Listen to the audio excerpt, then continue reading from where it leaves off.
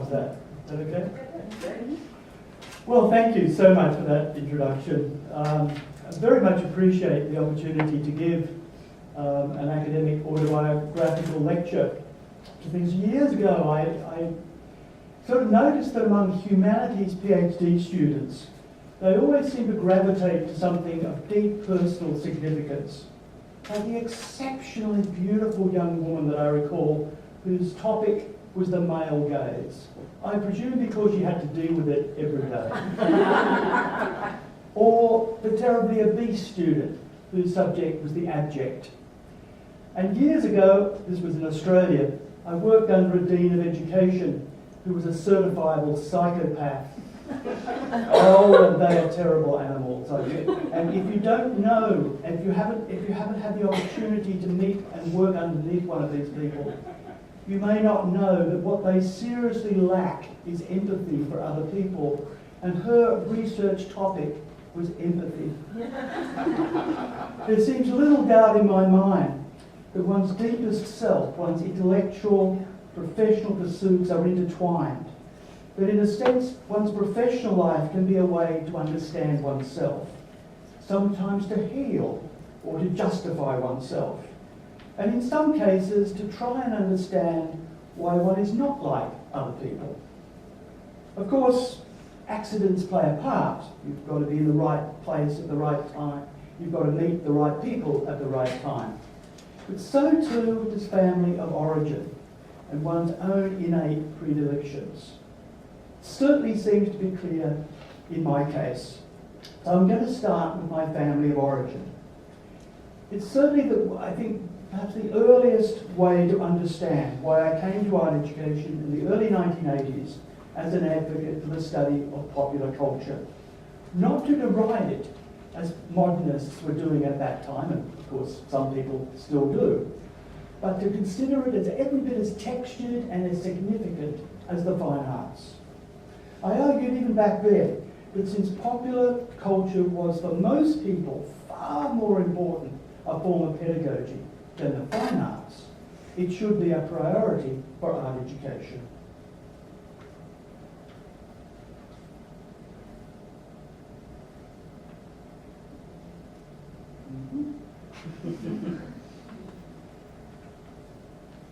It's wrong. No, it's not. Okay. Okay. So, my childhood was spent in an hour which seemed a mythic fog of the 1950s in what was then a new outer suburb of Sydney. And that's the house that my father built, taken from Google Images. My father was a homemaker. My father was a cabinet maker. And his paycheck ensured that we never went hungry. But I do recall times when we had to clean our teeth with salt because there wasn't enough money for toothpaste. We were lower middle class, but we were Methodists. And so we had aspirations, which for my parents took the form of valuing education. But for my parents, education was valued not for the kind of intellectual delight that it can bring, but for getting a good job, which meant, of course, one with good money. Living on the outskirts of Sydney at that time meant that our cultural horizons consisted of church socials, the radio, trips to the beach, and for me, reading comic books and the occasional visit to the local movie theatre, which was not quite so affectionately referred to as the Flea House. On Friday evenings, we would also visit a house down the dirt road where 4 or 5 families would gather around a 16-inch black and white television set and watch a 15-minute drama called 15-Minute Playhouse and then Disneyland. Purchasing our own television set when I was 12 was a major event. My parents had also purchased a set of children's encyclopedias for their children's edification. But the idea of attending live theatre or an art gallery or an art museum, that would never have entered into their heads. Besides, there was no such kind of cultural infrastructure that far from the city. And in this environment, I was no doubt considered just a little bit odd. What today I think is called a nerd. Still in primary school, I wrote a number of novels, as well as drawing comic strips of aliens and cowboys. And I don't have any of my cowboy narratives, but aren't I brave to bring along my juvenilia, my illustrated novels from, I think, 11 or so. Clearly I had not been taught to draw. I think I'm brave. You are the first people to see these in many years. So I was often drawing, I was often writing under the desk when I should have been doing maths or science. And I probably either wrote or drew every day. My novels were influenced by reading Tom Sawyer and the 1959 movie Journey to the Centre of the Earth. My book was Journey to the Centre of the Sun. Influenced by Hopalong Cassidy and of course comic books. And you'll note that each of these sources is popular. Now I vaguely recall being praised by my peers for these efforts, but not by adults. I may have been, but I don't recall. I believe my parents considered my drawing sort of just a childish pastime. I recall one particular incident where my mother humiliated me for my drawing. I don't know that she meant to do so, but that's certainly the way I took it. And there was another occasion where my father just dismissed what I was doing. And again, I don't know that he deliberately meant to do that, but certainly that's what I took on board. At 16 years of age, I left school. Being dyslexic, although it hadn't been diagnosed, I wasn't considered very bright. But I could draw, kind of. I'd obviously improved. So off I went to art school. And after the first introductory year, we had to choose to continue in studio or choose graphic design.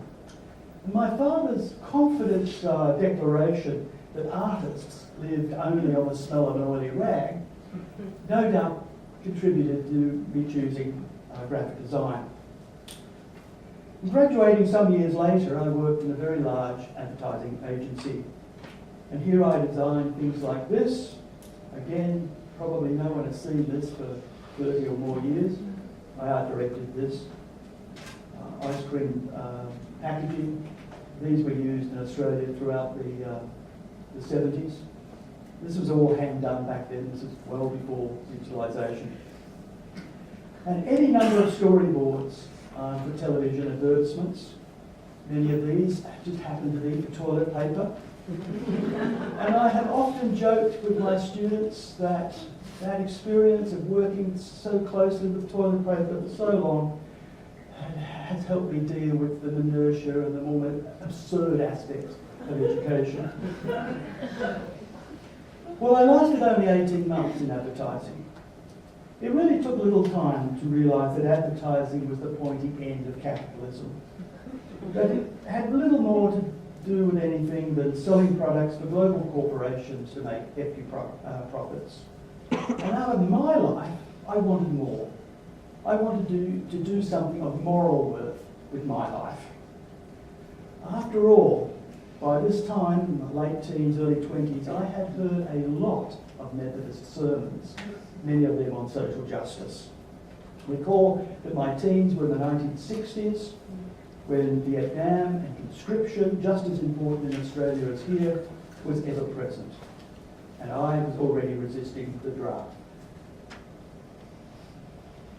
In 1973, I discovered, and I know this is going to come as a bit of a shock to American students, but the Australian federal government would not only provide free tuition at a university, it would pay my way, enough to live on. I studied the fine arts, just then at the institution I went to, just then renamed with far less loaded term visual arts.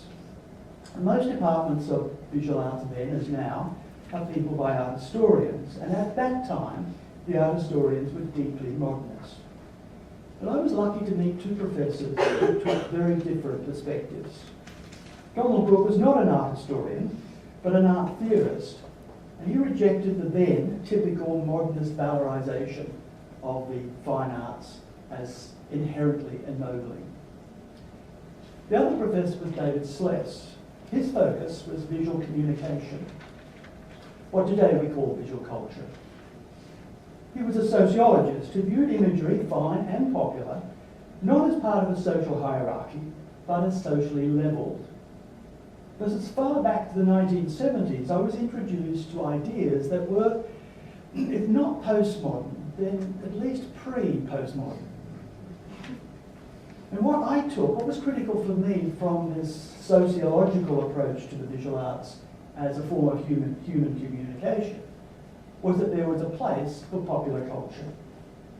Without really understanding it at that time, this resonated with my earlier experiences.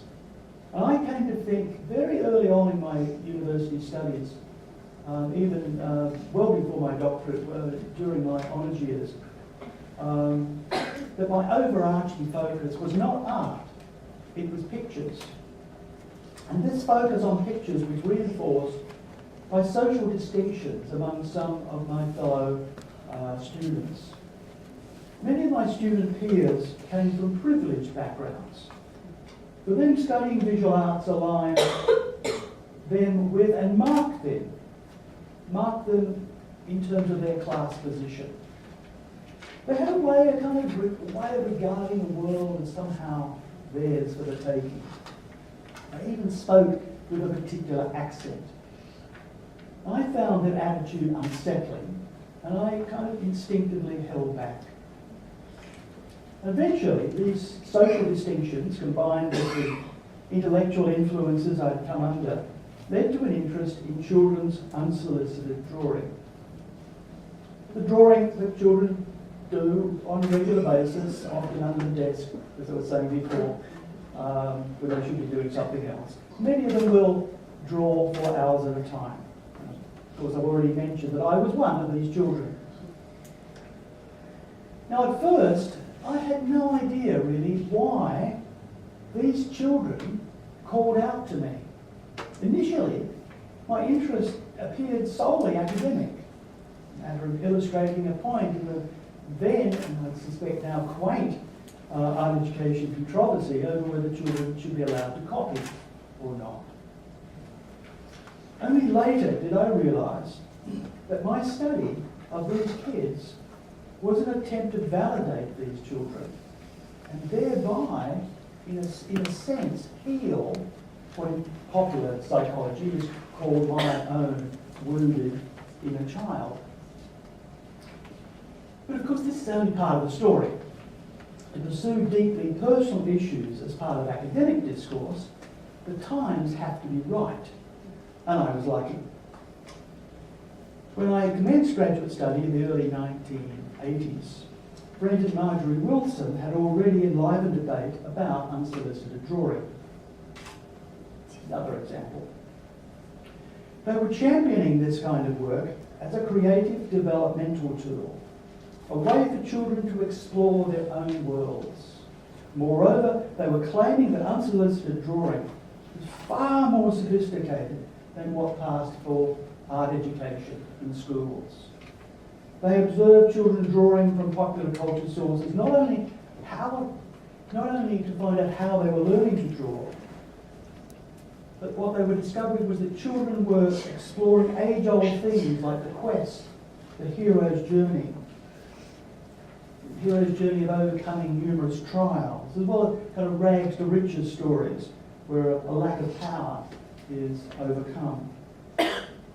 Children's unsolicited drawings dealt with conflicts of good and evil, metamorphosis, violence, certainly, loyalty though, friendship, overcoming hardships. Moreover, children were reinterpreting these popular sources according to their own dispositions. This was such a far cry from colour wheels, and murals of fish in the sea. Confirming the Wilsons' observation that children's unsolicited drawing was typically influenced by popular culture sources, I undertook a number of case studies of several contemporary children, examining what they drew, how they learned to draw, and the environmental conditions under which they drew. These kind of environmental inducements to drawing. So, for example, Sophie possessed considerable skill drawing her mice and other animals from observation, as this one was, but also from how to draw books, popular how to draw books. And Matthew drew comics, influenced by comics and cartoons. And Eugene's comic narratives of superheroes, although this is one of his villains, makeup.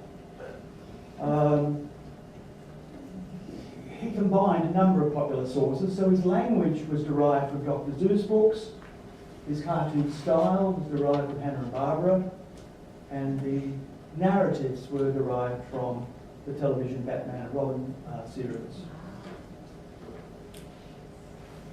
However, the influence of popular culture on unsolicited drawing remained troubling for both the Wilsons and myself, though we took very different positions. For all their championing of unsolicited drawing, the Wilsons wanted to move children away from popular sources to the fine arts sources being assumed as inherently superior. And in this regard, at least back then in the 80s, the Wilsons retained the modernist assumption that fine art is inherently superior and popular art inherently inferior.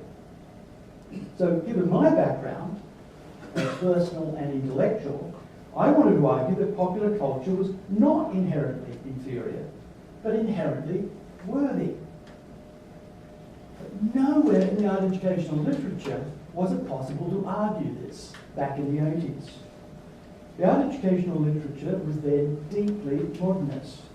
Either popular culture was attacked with all the vitriol of zealotry, or, and this was by far the most common approach, just ignored altogether. To champion unsolicited drawing with its popular references, I needed to look elsewhere. I needed to look outside art educational discourse. So two frameworks presented themselves at that time. First, there was the cultural pluralist approach that held that all forms of cultural expression are not only valid, but equally valid. The field of American popular culture studies notably championed this approach. Popular culture for these observers was mainstream American culture. To celebrate popular culture was to celebrate America. To celebrate America as classless, democratic, and ever-renewing. And cultural pluralism certainly offered a way to celebrate popular culture alongside other kinds of visual art. And for me, it allowed me to champion children's unsolicited drawing. Cultural pluralism was based on an organic model of society where, like the organs of a healthy human body, one social group complements and supports all other groups. It offered a welcome celebration of cultural difference. However, cultural pluralism had no way to deal with social ambiguity, let alone social contradictions.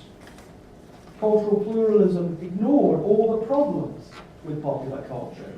It ignored its political conservatism that at times amounted to a reactionary politics, namely its sexism, its racism, its misogyny, its xenophobia. It ignored its celebration of violence, its hedonism, and its advocacy of a never-ending consumption of non-renewable resources. It was one thing to find good in popular culture. It was quite another to find nothing but good. Cultural pluralism thus appeared hopelessly inadequate to address popular culture, even perhaps to be morally suspect. And then I discovered British cultural studies, a discipline that originated in England in the late 1950s with several influential books, notably by Raymond Williams. Today it's institutionalised all over the world. It's no longer called British Cultural Studies, it's generally just called Cultural Studies. Unlike the model of the organic model of society, relied upon by cultural pluralism, cultural studies draws on the European view of societies as conflictual, where social groups not only compete with one another for influence and power, but are frequently ruthless in their pursuit.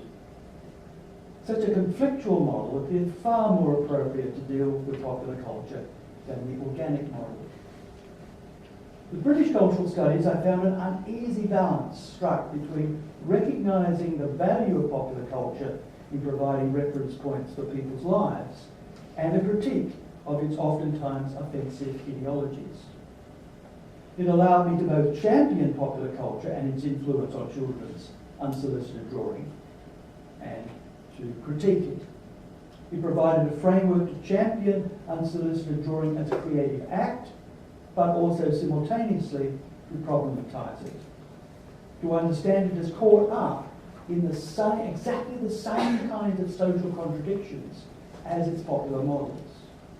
This was notably the case with children's pictures of depicting violence. Now, many art educators have just, condemned these images of violence by kids, when unsolicited drawing wasn't being condemned because it was sweet and sentimental. It was being attacked because it was violent. Well, I found it fairly easy to dismiss these attacks as based on a kind of sentimental view of children as innocents. And children are not moral virgins. They are far from it.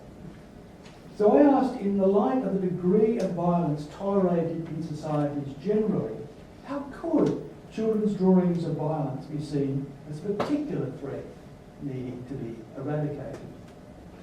Condemning children's drawings of violent scenes while supporting the use of overwhelming force in overseas wars appeared to represent a significant social contradiction. At this time, I was also advocating for the study of popular culture as a legitimate part of art education. I began with a 1991 paper that systematically refuted the arguments long offered against popular culture.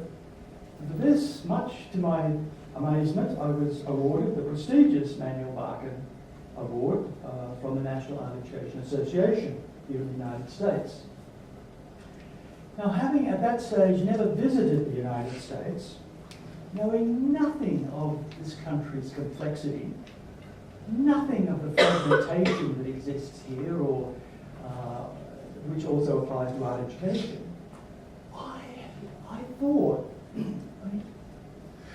I really thought that my ideas must have found a ready home, and things might be about to change. How utterly naive I was.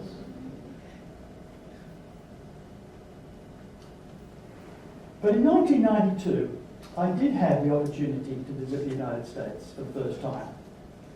It proved an important turning point, though for reasons quite different from anything I could ever have imagined.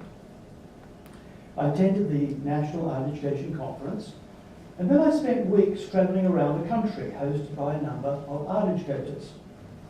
And much to my puzzlement, I was only meeting sane people and sensible people, such that my Australian preconceptions of Americans as deeply strange were seriously undermined.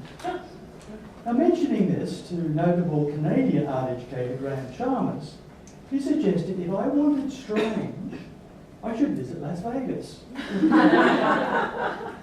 So consequently, I spent a full night wandering from one casino to another, especially around and getting utterly lost inside the belly of Caesar's palace.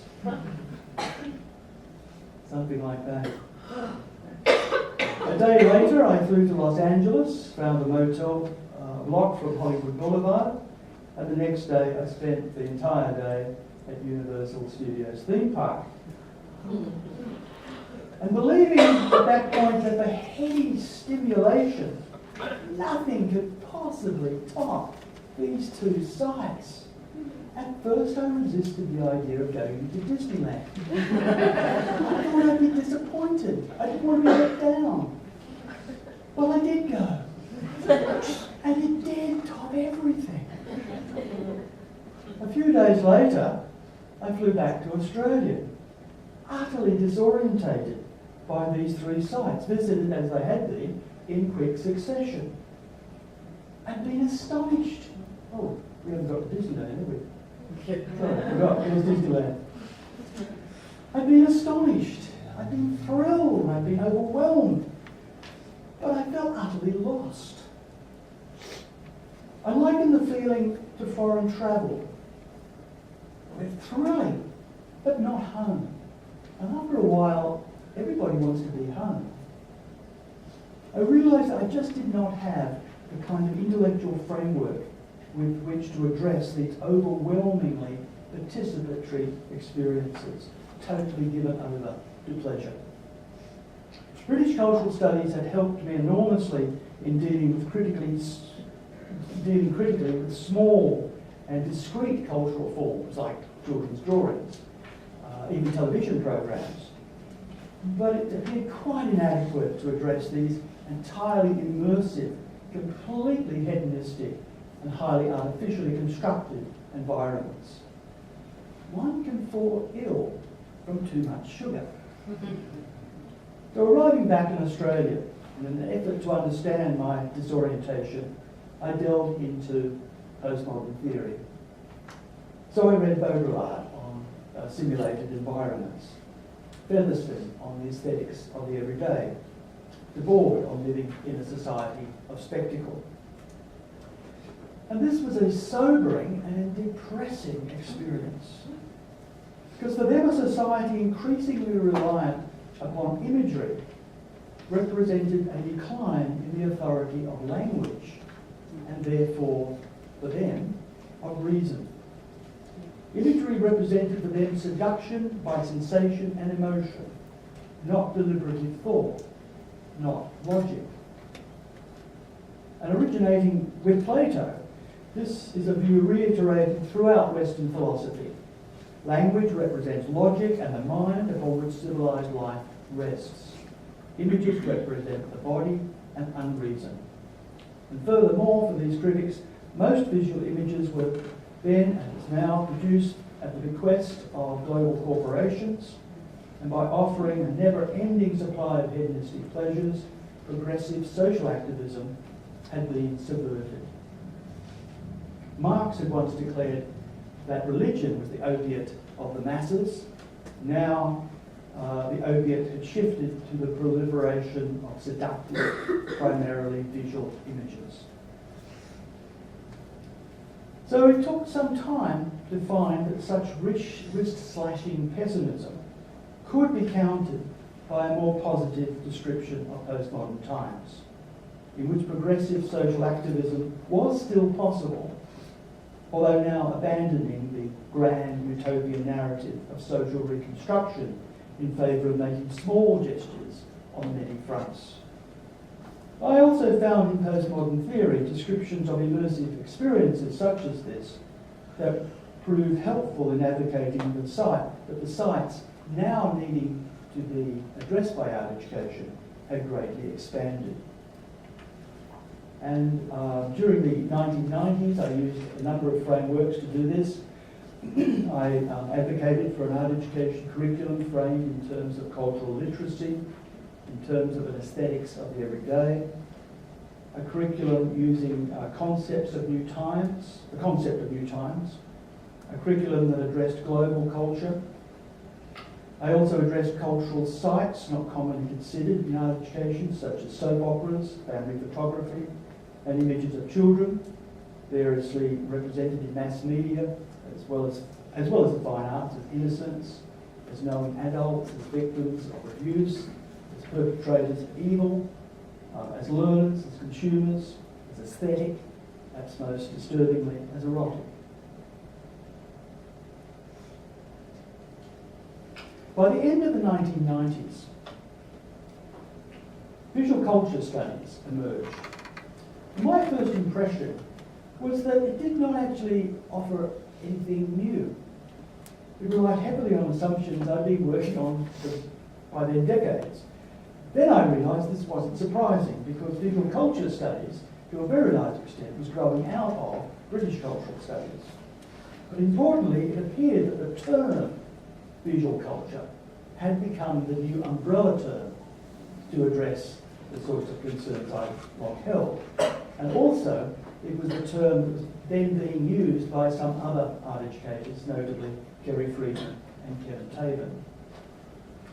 So I began by attempting to define the term specifically for art education. And during the 2000s, I wrote papers about my own negotiations, introducing it to undergraduates, considering an appropriate pedagogy for it, considering its structure as rhizomatic, offering key visual culture concepts for curriculum. I believe some of you have had the misfortune to come across some of those articles. I think she's responsible. Surveying the many different ways in which it's been interpreted by art educators, some have completely gone off into strange territory, both theoretically and in K-12 classrooms. And to acknowledge the multimodal nature of popular culture, I used the concept of multiliteracy, and to recognise its multisensory nature, I employed the concept of the sensorium. I also addressed further sites, such as images of war, consumerism, and in a deliberately provocative attempt to extend the art education envelope, television wrestling. Oh, I had a lot of fun with that. Additionally, I considered the general categories of violence in the media and sentimentality.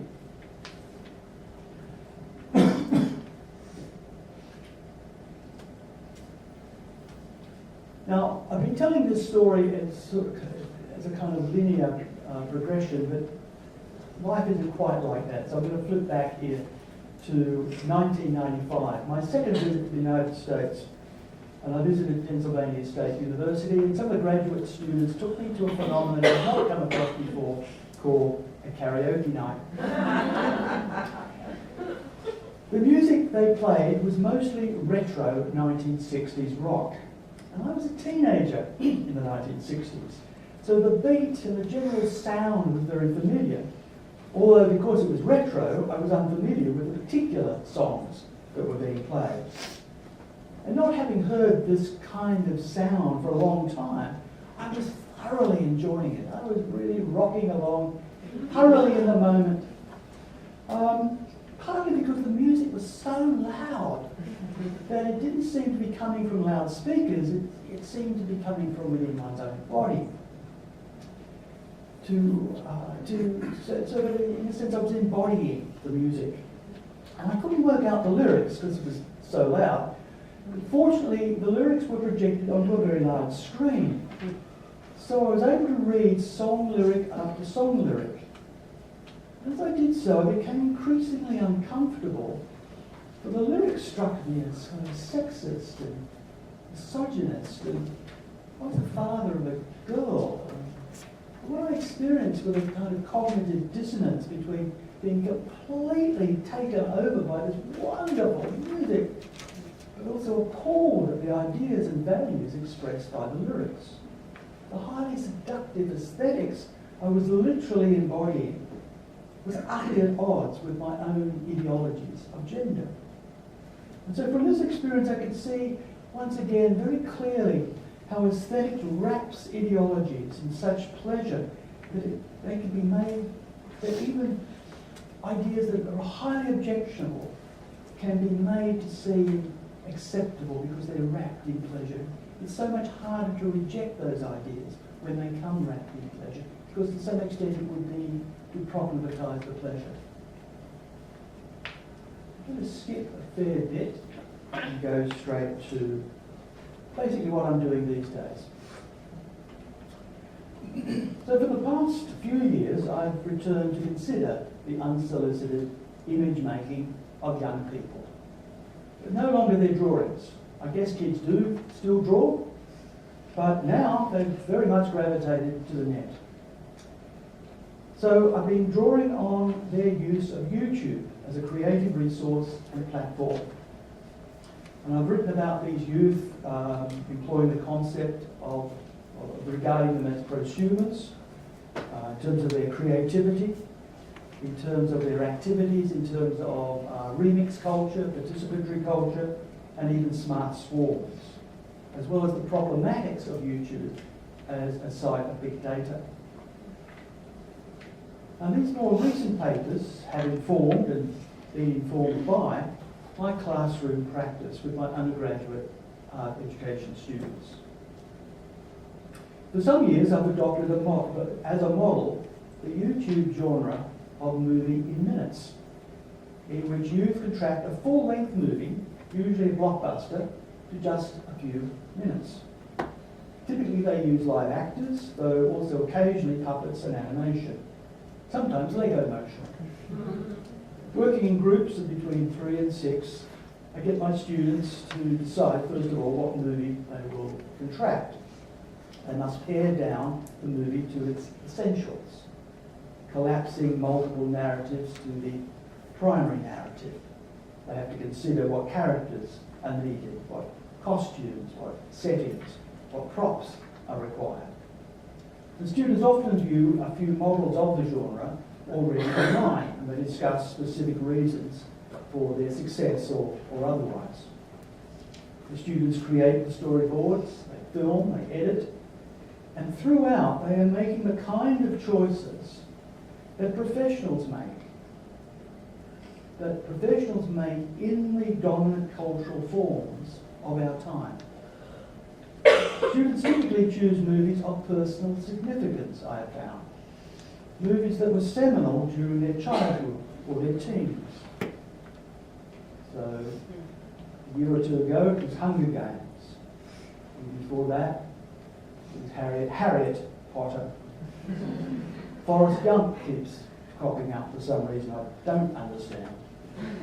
The Wizard of Oz seemed to me a strange choice. And The Life of Pi were other examples. But when you look at the themes of these movies, what I have found is that the themes are friendship, family, good versus evil, achieving personal efficacy, overcoming trials, succeeding against all the odds. Exactly the themes that the Wilsons and I earlier found animating children's unsolicited drawings. So back to the beginning, which means basically, yes, we're coming to the end. My own interests remain with pictures. And looking back, I can see that this connects to my family origin with its pragmatism, with its popular culture, with its ignorance of the fine arts, and to my later unease as a young adult with the art world. And today these earlier experiences take the form of scepticism towards the art world. I'm about to do something I perhaps shouldn't do in an art museum. But I'll go ahead anyway. I have to say that I find a great deal of contemporary art, new art, pretentious and all vacuous. So much of it seems no more challenging than one might hear on NPR. I mean, informed, certainly, but not really offering anything terribly new or terribly challenging. Artists' statements, when they are actually articulate, often strike me as just obvious and far less challenging, far less engaging than most movies, television programs, and the plethora of fan art on the internet.